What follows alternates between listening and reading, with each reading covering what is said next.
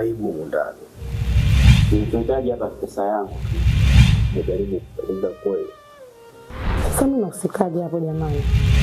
Ipo siku atakukuta, utakumbuka dada aliniambia.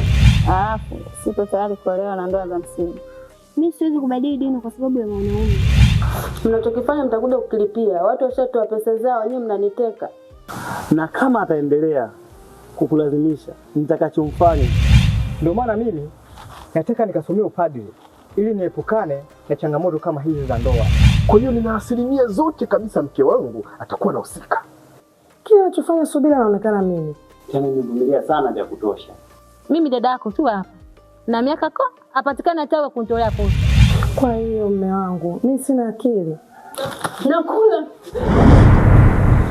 Subira ndio katoka ndoa. Wewe ndio mtu ambaye unakuwa nyuma yake unamtetea. Hii sio kazi yangu.